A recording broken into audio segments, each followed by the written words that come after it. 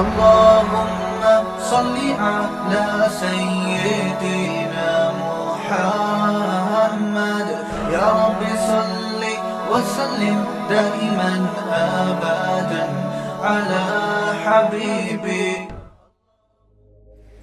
اب کرنا کیا ہے؟ ہم نے مقصد حیات سمجھ میں آ گیا.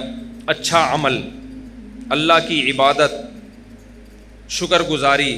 اب سوال پیدا ہوتا ہے کہ وہ شکر گزاری یا عبادت جس پہ اسلام ہمیں لانا چاہتا ہے اس کو ہم کیسے ایکسپلین کریں گے؟ کیا کرنا پڑے گا ہمیں جس سے ہم اللہ کے شکر گزار کہلائیں گے، جس سے ہم اللہ کے عبادت گزار کہلائیں گے، اور جس سے ہم اللہ کے اچھا عمل کرنے والا کہلائیں گے؟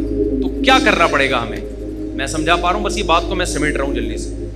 اس کے لیے سورہ بنی اسرائیل میں اللہ نے 4 باتوں کا حکم دیا کہ جو آدمی 4 کام کر لے گا نا، اللہ کی نظر میں وہ عبادت گزار کہلائے گا، اللہ کی نظر میں وہ شکر گزار کہلائے گا، اللہ کی نظر میں وہ اچھا انسان کہلائے گا، اچھا عمل کرنے والا کہلائے گا. یہاں تک بات کلیئر ہو گئی؟ وہ 4 عمل کیا ہیں؟ سب سے پہلا دیکھو، یہ اچھے عمل کا مطلب نہیں ہے کہ آپ CA کرنا چھوڑ دیں. میری تقریر کا یہ ہرگز مطلب نہ سمجھیں کہ آپ اپنے بچوں کی بالکل بھی ٹینشن لینا چھوڑ دیں اور اسکولوں سے نکال کے ان کو ٹماٹر بیچنے پہ لگا دیں. ایسا نہ ہو میرے بیان کے بعد کوئی بچہ O لیول کر رہا ہو، ابا کہیں بیٹا دنیا مسافر خانہ ہے، ٹماٹر بیچ. ٹینشن تو لینی نہیں ہے. میں بلا وجہ 9 سال تک ٹینشن لیتا رہا، O لیول کی فیسیں بھرتا رہا، اور تجھے چارٹرڈ اکاؤنٹنٹ بنانے کی اور کمپیوٹر کا سافٹ ویئر انجینئر بنانے کی اور امریکہ بھیجنے کی اور تاجر بنانے کی، اور اسکول آج پتہ چلا دنیا کیا ہے؟ مسافر خانہ. لہذا یہ ریڑھی لے اور ٹماٹر بیچ. بچہ کہے گا جب مسافر خانہ ہے تو ٹماٹر بیچنے کی بھی کیا ضرورت ہے؟ کیونکہ آج کے بچے بہت ہوشیار ہیں، وہ آپ سے 1 قدم آگے جائیں. وہ کہیں گے ابا پھر ٹماٹر بیچنے کی بھی تکلف کی کیا ضرورت؟ بیٹھ جاتے ہیں کسی درگاہ پہ جا کے، کچھ نہ کچھ لنگر بٹ رہا ہوتا ہے نا، تو ہمیں بھی مل جائے گا. مسافر خانہ ہے نا. وہ ایک آدمی نے اشتہار دیا کہ ایک ویکینسی ہے، ملازمت ہے، تو اس میں تنخواہ تو نہیں ہوگی لیکن 2 ٹائم کا کھانا فری ہوگا. 2 ٹائم کا کھانا کیا ہوگا؟ فری ہوگا. بندہ چلا گیا، بے روزگار بہت ہیں بیچارے. انہوں نے کہا چلو تنخواہ نہیں ہوگی، 2 ٹائم کا کھانا تو ملے گا. تو پوچھا جی کام کیا ہے؟ اس نے کہا داتا دربار سے جا کے نا لنگر بٹ رہا ہوتا ہے، 2 بریانی کی شاپریں لے کر آنی ہے، ایک خود کھائے گا ایک میں کھاؤں گا. لنگر بٹ رہا ہوتا ہے، 2 بریانی کی شاپریں، 2 صبح اور 2 رات کی. تو ایک تو کھائے گا ایک میں کھاؤں گا. تو 2 وقت کا کھانا کیا ہو گیا؟ اس نے کہا میں خود ہی وہاں جا کے نہیں کھا لوں پھر بیٹھ کے. یہ مائنڈ ہے، یہ ہے بزنس مائنڈ. اس کو یوٹیوبرز کیا کہتے ہیں آج کل نا؟ یوٹیوب پہ یہ بزنس کے، اور 1 مہینے میں 1 کروڑ روپے کمائیں، 1 لاکھ روپے کمائیں. آدمی ایک دم اٹریکٹ ہوتا ہے، بے یار اف. پتہ چلتا ہے یہ تمہیں یہ بھی 10,000 روپے کما رہا ہے اس ویڈیو بنا کے. اس پہ ایڈ چلتے ہیں جس سے اس کی 10,000 آمدن ہوتی ہے، اور تمہیں 1 لاکھ کی ترغیبیں دے رہا ہے. تمہیں کس کی ترغیبیں دے رہا ہے؟ اس لیے اتنا زیادہ ان لوگوں کو فری کرانے کی ضرورت نہیں ہے. ایسا لوگ ڈپریشن میں جا رہے ہیں نا. مسقط میں ایک صاحب ہیں، وہ روزانہ ہر تھوڑے دن کے بعد مسقط میں یہ کر لو، مسقط میں. میں نے مسقط میں رابطہ کیا، میں نے کہا یہ تاجر آدمی ہے، یہ بڑی. اس نے کہا یہ بیچارہ بالکل فارغ ہو گیا، اس کو کوئی سن نہیں رہا. تو اس نے سوچا پیسے کمانے کا یہی طریقہ ہے. پاکستان میں تو اب لوگ مایوس ہوئے ہیں، تو مسقط میں یہ. انہوں نے کہا ہم مسقط میں رہتے ہیں، کچھ بھی نہیں ہے ایسا ہے، لیکن یہ نہیں بتائے گا. آپ خود جاؤ تحقیق کرو تو پھر پتہ چلے گا آپ. تو اب آپ نے دنیا کو سمجھ لیا مسافر خانہ. جی مفتی صاحب نے کہا ہم آخرت کے لیے پیدا ہوئے ہیں، اور یہ both are made for each other بھی نہیں ہیں، اور ابا کے لیے بھی نہیں بنے، اماں کے لیے بھی نہیں بنے، بچوں کے لیے بھی نہیں بنے. تو اس سے تو رہبانیت آئے گی نا. رہبانیت، دنیا کو لات مارنا آئے گا. پھر ہم تو ترقی میں اور پیچھے رہ جائیں گے. کیا خیال ہے؟ گورا تو پھر ہمیں اور غلام بنا لے گا. تو ہم اللہ کی عبادت تو بعد میں ہوگی، پہلے کس کی عبادت شروع ہو جائے گی؟ گورے کی. جو کر رہے ہیں ہم بھکاری کیوں ہیں؟ سائنس ٹیکنالوجی میں اگر ہم آگے ہوتے تو بھکاری ہوتے؟ تو اسلام کسی ایسی بات کا حکم دے سکتا ہے جس سے آپ اور بھکاری بن جاؤ؟ کیا خیال ہے؟ اکاؤنٹنگ کا علم تو اسلام نے سکھایا سب سے پہلے. سورہ بقرہ کی سب سے لمبی آیت اکاؤنٹنگ کی فضیلت میں نازل ہوئی ہے. قرآن کی سب سے لمبی آیت، سورہ بقرہ کی بھی نہیں، پورے قرآن، جس میں اللہ نے معاملات کی لکھت پڑھت کا حکم دیا ہے تاکہ جھگڑا نہ ہو. تو چارٹرڈ اکاؤنٹنٹ یہی تو کرتا ہے کہ جھگڑے سے بچاتا ہے. کیا خیال ہے بھائی جان؟ تبھی اکاؤنٹنگ کے علم کی بنیاد سب سے پہلے مسلمانوں نے رکھی ہے، گوروں نے مسلمانوں سے لیا یہ علم. تو مسافر خانے کا یہ قطعاً مطلب نہیں ہے کہ آپ سب بچوں کو کس پہ لگا دیں، ٹماٹر بیچنے پہ لگا دیں. پھر مسافر خانے کا مطلب کیا ہے؟ وہ اللہ نے بتایا ہے 4 شرطیں پوری کر لو تو عبادت گزار بھی کہلاؤ گے، 4 شرطیں پوری کر لو تو شکر گزار بھی کہلاؤ گے، 4 شرطیں پوری کر لو تو اچھا عمل کرنے والا بھی کہلاؤ گے، اور پھر میری طرف سے دنیا میں بھی کامیابی اور آخرت میں بھی. وہ 4 شرطیں کیا ہیں؟ سورہ بنی اسرائیل میں وَمَنْ أَرَادَ الْآخِرَةَ، یہ 4 شرطیں گورے میں نہیں پائی جاتی، یہ 4 شرطیں گورے میں نہیں پائی جاتی. جب آپ میں یہ 4 شرطیں پائی جائیں گی تو آپ گورے سے آگے نکل جاؤ گے. سمجھتے ہو؟ پیچھے نہیں رہو گے آپ، بلکہ کیا ہو جاؤ گے آپ آگے نکل جاؤ گے. پہلی شرط وَمَنْ أَرَادَ الْآخِرَةَ، ہر کام میں ارادہ آخرت کا ہونا چاہیے، دنیا کا نہیں ہونا چاہیے. وہ جو ڈرامہ ہم نے بچپن میں، ڈرامے دیکھنا صحیح نہیں ہے، وہ بچپن کی بات کر رہا ہوں میں. اس وقت کے ڈرامے ایسے ہوتے تھے کہ آدمی غیر مسلم ڈرامہ دیکھ کے مسلمان ہو جاتا تھا. لڑکیاں شرعی پردہ کر لیتی تھیں ڈرامہ دیکھ کر. ایسے ایسے زولق کا دور تھا نا، تو وہ دوپٹے میں، ہیروئن بھی دوپٹے میں آتی تھی، ٹھیک ہے. اور جو ہیرو ہوتا تھا سرسوں کا تیل لگا کے آتا تھا سائڈ کی مانگ نکال کے. وہ ہیرو زیادہ شریف لگ رہا ہوتا تھا اپنے بچے سے. آپ کہتے تھے اس ہیرو سے ہی سیکھ لے تو کچھ.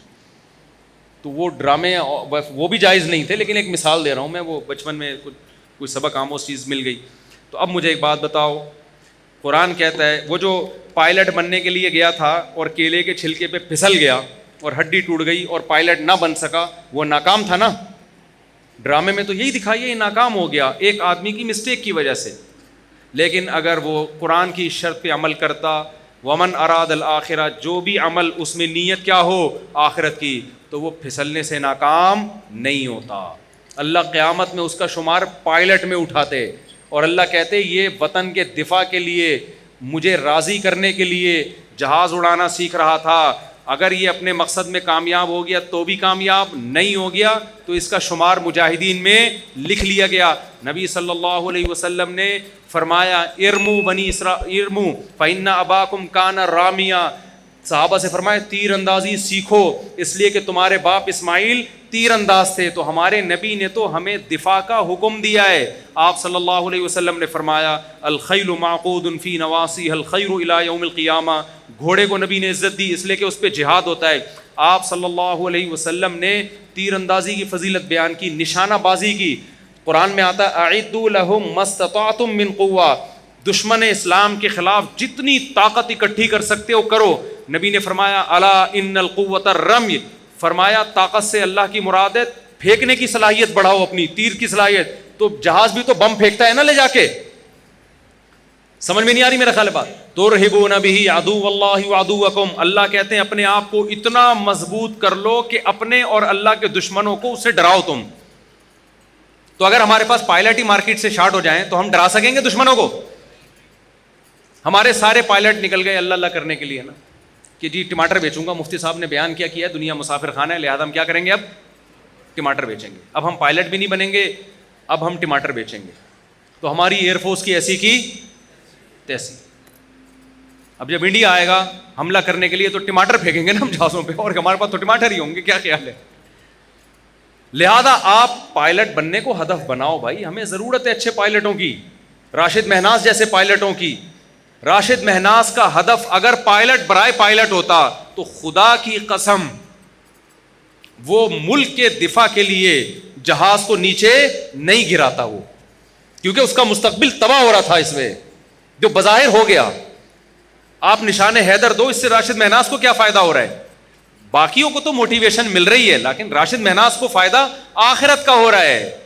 اگر اس نے یہ کام کس کے لیے کیا؟ اللہ کے لیے کیا، دنیا کے لیے نہیں کیا اس نے. سمجھ میں آ رہی ہے بات کہ نہیں آ رہی ہے؟ یہی وجہ ہے کہ کافر میں اتنی ہمت نہیں ہوتی کہ دوسرا کوئی جاسوس اس کے جہاز میں گھس جائے اور وہ جہاز کو نیچے کی طرف موڑ دے. وہ کہے گا میں نے جس مقصد کے لیے پائلٹ بنا ہوں، میں نے اگر اپنے آپ کو مارنا ہی ہے تو میرا تو فیوچر تباہ، مجھے ریٹائرمنٹ پہ کیا ملے گا؟ یا تو کوئی سرفرا یہ کام کرے گا، یا پھر وہ یہ کام کرے گا جس کے نظر میں کیا ہے؟ بولو آخرت. تو آپ بچوں کو پائلٹ بھی بناؤ بھائی, آپ چارٹرڈ اکاؤنٹنٹ بھی بناؤ, تاکہ دھاندلی نہ ہو ملک کے اندر, تاکہ لوگ ایک دوسرے کا مال غلط حساب و کتاب کر کے کھائیں نہیں. تو پہلی شرط اللہ نے کیا بیان کی؟ میں جلدی جلدی بات کو سمیٹتا ہوں. ومن اراد الاخرہ, جو کام بھی کرنا ہے نیت کیا کرنی ہے؟ آخرت, اور اچھے سے اچھا کرنا ہے. سوال پیدا ہوتا ہے نا, کوئی کہے گا بھائی پھر ٹماٹر بیچنے میں بھی تو آخرت کی نیت ہو سکتی ہے. یقیناً ہو سکتی ہے.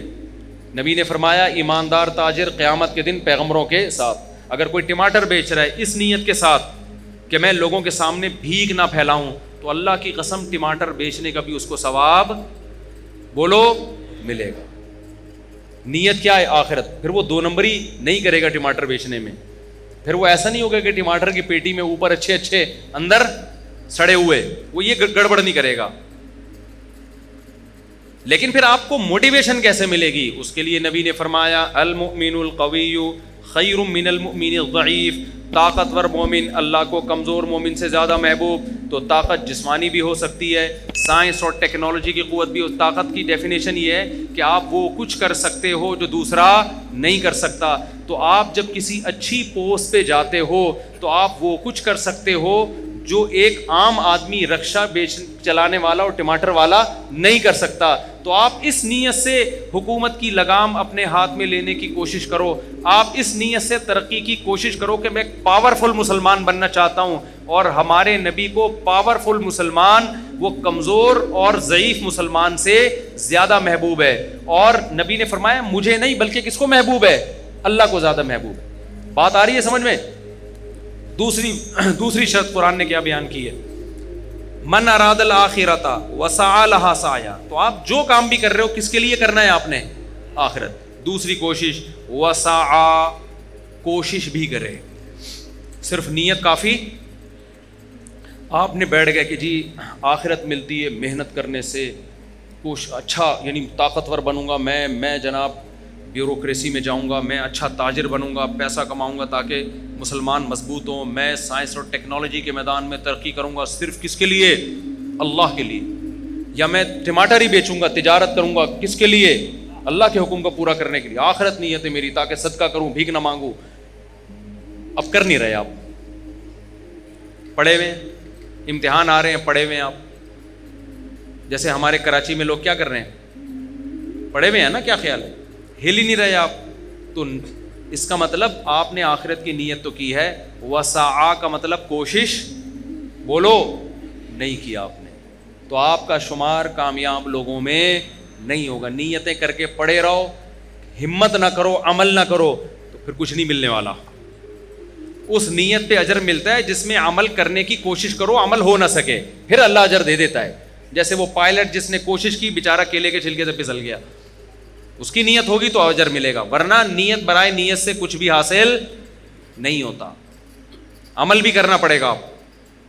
تیسری شرط اللہ نے بتائی وسعى لها سعيها, کوشش بھی اخفل طریقے سے نہیں کرنی, کوشش وہ والی کرنی ہے جو اللہ نے بتائی ہے. آپ اللہ کو راضی کرنے کے لیے وہ کوشش کرو جو اللہ نے نہیں بتائی, اللہ نہیں مانے گا. آج کتنے ایکٹر ہیں, اداکار ہیں, ناچنے والی فنکارہ ہیں, ان سے پوچھا جاتا ہے کہ آپ کو یہ عزت کیسے ملی؟ کہہ رہے بس اللہ کے لیے ہم نے یعنی یہ تو اللہ کا ہم پہ بڑا فضل ہوا, ہم ڈانس کلب میں گئے, ہم نے وہاں ڈانس سیکھا اور لوگوں کو انٹرٹین کرنے کا ہم ذریعہ, ملک کی ترقی کا ہم ذریعہ بن رہے ہیں. اور ایکچولی یعنی نیت ہو سکتا ہے وہ بھی آخرت کی کر رہی ہو کہ لوگ خوش ہوں گے, ڈپریشن ختم ہوگی, اور جناب لوگ ایک انٹرٹین ہوں گے اور ڈپریشن سے نجات ملے گی اور خوشیاں ملیں گی لوگوں کو ہمارے ناچ گانے دیکھ کر. تو یہ کوشش تو ہے, ہو سکتا ہے آپ کا جذبہ بھی اچھا ہو, مگر یہ کوشش اللہ کی بتائی ہوئی نہیں ہے, بلکہ اللہ کی طرف سے اس کوشش پر کیا ہے؟ پابندی. آپ نے دیکھا ایک آدمی ٹینشن کا مریض ہے, آپ نے چرس کی پڑیا پکڑا دی, اس کو ذرا سٹا لگا تو بالکل ٹھیک ہو جائے گا. ٹھیک ہو بھی گیا, آپ کی نیت بھی اچھی تھی, انسانیت کی خدمت, لیکن اس سٹے پہ آپ کو ثواب بولتے کیوں نہیں ملے. آپ سودی بینک میں جاب کرنا شروع کر دیا آپ نے, سودی بینک میں, کہ میں اپنے جو مجھے تنخواہ ملے گی میں اپنے باپ کی خدمت کروں گا, اس کو حج پہ بھیجوں گا, عمرے پہ بھیجوں گا. نیت آپ کی اچھی ہے, ثواب 2 ٹکے کا آپ کو, کیونکہ حرام پیسوں سے باپ کی خدمت پہ ثواب نہیں ملتا. سمجھ رہے ہو؟ آپ نے رشوت لے کے آپ نے کہا مسجد بناؤں گا، میں نے رشوت آج شراب کباب میں اڑا دی، آج مجھے اللہ نے ہدایت دی ہے میں ان رشوت کے پیسوں سے مسجد بناؤں گا، اللہ اس رشوت کے پیسوں سے مسجد کو قبول نہیں کرتے. تو کوشش وہ کرنی ہے جو اللہ نے بتائی ہے. ربیع الاول میں آپ نے کنٹینر لا کے روڈ بلاک کر دیا اور جھنڈیاں لگا کے آپ ناچ رہے ہیں ہمارے نبی کی جشن آمد رسول، لوگوں کی گاڑیاں پھنس رہی ہیں، لوگ آفس نہیں پہنچ پا رہے. اس کوشش پہ آپ کی نیت اچھی ہو سکتی ہے، ثواب آپ کو نہیں ملے گا. کیونکہ ہمارے نبی تو تہجد کے لیے اٹھتے تھے نا، تو اس کی کوشش کرتے تھے کہ گھر والوں کی آنکھ نہ کھلے گئی، وہ ڈسٹرب نہ ہو. سلام کرتے تھے رات کو اگر گھر میں آ رہے ہیں اتنی آہستہ سے کہ جو سو رہا ہے وہ اٹھے نہیں، جاگ رہا ہے وہ جواب دے دے. وہ نبی یہ کیسے برداشت کریں گے کہ میرے نام پہ پورے ملک کو آپ محرم پہ امام حسین کے نام پہ موبائل کو سارے سگنل بند ہو جائیں، لوگ ایک ٹینشن میں آ جائیں. ملیشیا سے ایک تاجر آئے، ان کی میٹنگ تھی، وہ اتفاق سے محرم میں پہنچے. وہ کہہ رہے ہیں یار ہم کراچی ایئرپورٹ پہ اترے ہوئے کسی کا کسی سے رابطہ ہی نہیں ہو رہا، سگنل سارے کیا ہو گئے بند. کہہ رہے ہیں یار ملیشیا میں تو یہ نہیں ہوتا. میں نے کہا یہاں تو محرم میں الگ چیزیں پروگرام چلتے ہیں، ربیع الاول میں الگ چلتے ہیں، سفر میں الگ چلتے ہیں، ہر چیز میں ایک الگ ہی. نبی نے فرمایا جو راستے سے تکلیف دہ چیز نہیں اٹھاتا وہ مومن نہیں ہے. تو جو راستے میں کنٹینر پھینک کے روڈ بلاک کرتا ہے وہ کہاں سے مومن ہو گیا؟ ایک کانٹے سے تکلیف زیادہ ہوتی ہے، یہ کنٹینر سے ہوتی ہے. ہمارے پیغمبر نے حکم دیا، بخاری مسلم کی حدیث ہے کہ راستے میں کانٹا پڑا ہوا ہے نا، آپ گزر کے نہیں اٹھا رہے، آپ ایمان کے آخری درجے پہ بھی نہیں ہو. جو کانٹا پھینک رہا ہے وہ کیسے ہوگا؟ جو ہٹا نہیں رہا اس کو برا کہا جا رہا ہے، تو جو پھینک رہا ہے وہ کہاں سے ایمان پہ ہوگا؟ اور جو کانٹے سے بڑی چیز کنٹینر. کتنی خواتین جو پریگننٹ ہوتی ہیں جن کو ایمرجنسی ہاسپٹل میں پہنچنا ہے، وہ جلسوں میں ٹریفک میں جام.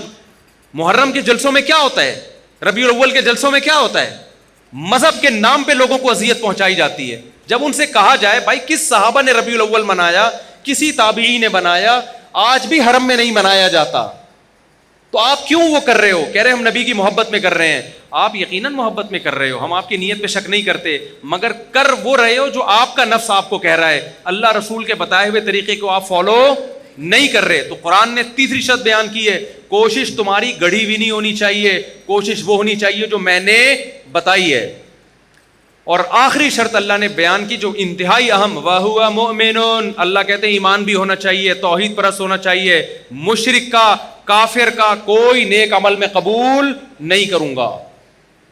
اللہ پہ، اس کے پیغمبروں پر، اس کی کتابوں پر ایمان ہوگا تو نیکی کا اجر ملے گا، ادروائز دنیا میں اجر ملے گا، آخرت میں اجر نہیں ملے گا. بات آ گئی کھوپڑی شریف، اب تو دماغ شریف کہنا چاہیے. تو یہ 4 شرطیں میرے بھائی پوری کر لو. ہم آپ کو ترقی سے منع نہیں کرتے، ہم آپ کو پڑھائی سے منع نہیں کرتے، ہم تو کہتے ہیں پڑھو. ہمارا تو ان پڑھ ہونا ہی دنیا کی بربادی کا بہت بڑا سبب ہے. لیکن کس کے لیے پڑھو؟ آخرت کے لیے پڑھو. محنت کرو. محنت 4 شرطیں آخری ریوائز کر دیتا ہوں. نمبر 1 ہر کام میں نیت آخرت. نمبر 2 کام بھی کرنا ہے، خالی نیتیں کر کے نہیں بیٹھنا. نمبر 3 کام اللہ رسول سے پوچھ کے کرنا ہے، علماء سے پوچھنا ہے کہ شرعن یہ جائز ہے بھی یا نہیں ہے. اگر فتویٰ ملے جائز ہے تو کرو، ورنہ نہیں کر سکتے آپ اس کو.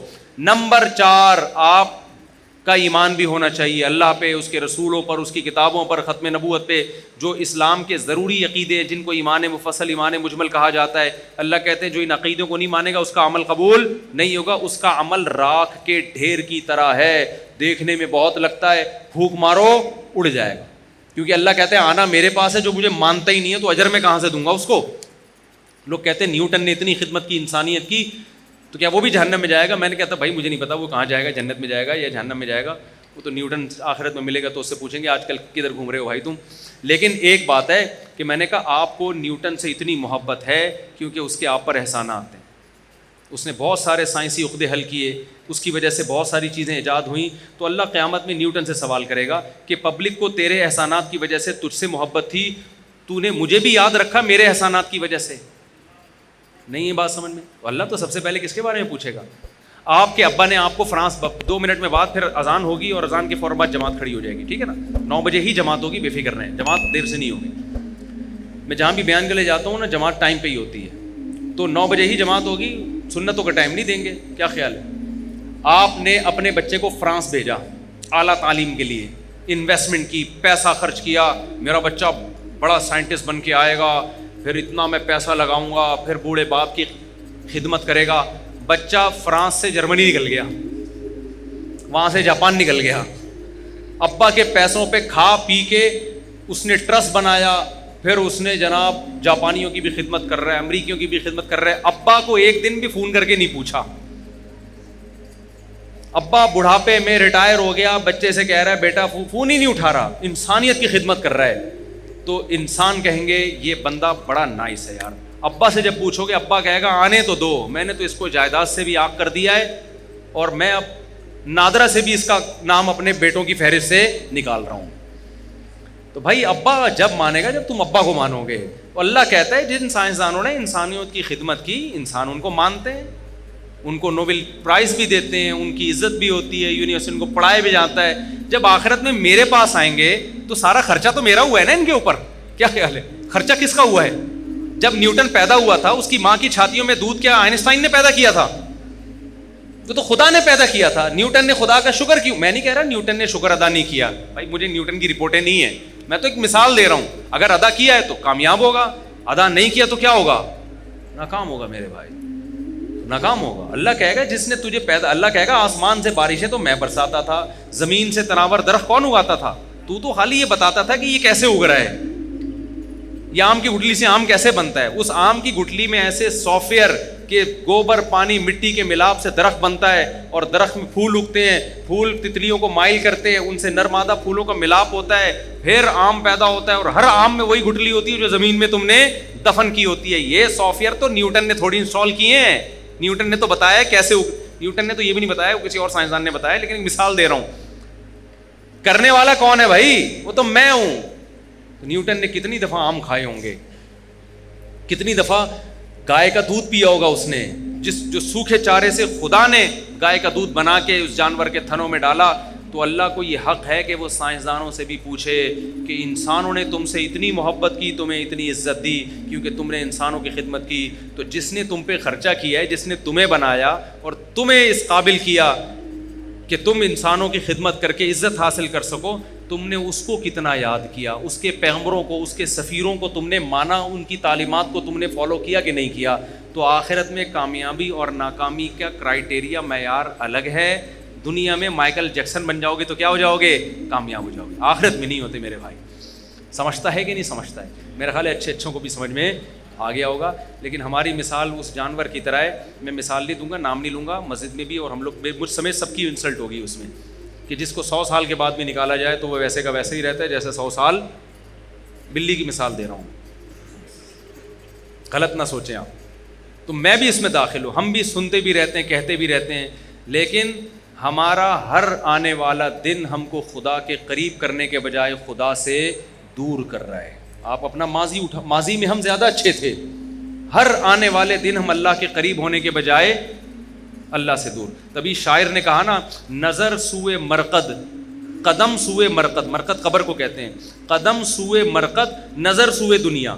تیرے قدم قبر کی طرف روز بروز جا رہے ہیں اور نظر تیری بحریہ ٹاؤن کے پلاٹوں میں لگی ہوئی ہے. تو شاعر کیا کہتا ہے, کہاں جا رہا ہے کدھر دیکھتا ہے, جا کدھر رہا ہے, دیکھ پلاٹوں کی طرف رہا ہے. ہر آنے والا دن مجھے اور آپ کو قبر سے قریب کر رہا ہے کہ نہیں کر رہا؟ لیکن ہر آنے والے دن میں ہماری نظر میں بحریہ ٹاؤن کی ویلیو کم ہونے کے بجائے بڑھ رہی ہے. تو قبر کی جا قبر والے پلاٹ کی طرف رہے ہیں اور دیکھ کدھر رہا ہے؟ بحریہ ٹاؤن کی طرف رہا ہے. ایک دن ریاض ملک کا بھی جنازہ اٹھے گا میرے بھائی, جو اتنا بڑا مالک ہے وہ اپنے آپ کو نہیں, وہ جائے گا 6 فٹ کی قبر میں. راحت اندوری نے کہا تھا نا کہ 2 گز صحیح لیکن میری ملکیت تو ہے, اے موت تو نے مجھے زمیندار کر دیا. اصل زمینداری ہمیں قبر میں ملتی ہے, وہ ہمارا اپنا پلاٹ ہوتا ہے. آج کل تو وہ بھی نہیں ہے. تھوڑے دنوں میں گورکن وہاں سے بھی نکال کے نا شاپر میں ہڈیاں ڈال کے پتہ نہیں کوؤں کو کھلا دیتا ہے, دوسرا مردہ دفناتا ہے اس میں. تو جو اپنا تھا وہ بھی اب اپنا نہیں رہا. تو آپ بحریہ ٹاؤن کو سمجھ رہے ہو میرا ذاتی پلاٹ ہے, پھر تمہارا ذاتی ڈرامے بازی ہے یہ. اس میں زیادہ یہ بچوں کے کام ہیں, جو بچے کھلونے جھنجھونے سے خوش ہو رہے ہوتے ہیں. تو آپ بھی بلڈنگوں سے کیا ہو رہے ہو, جھنجھنوں سے خوش ہو رہے ہو. تو یہ خوش نہ ہو, کیونکہ یہ خوشی آپ کو ڈپریشن میں لے کے جائے گی. اللہ سمجھنے کی عمل کی توفیق عطا فرمائے, اور سب سے پہلے مجھے اور آپ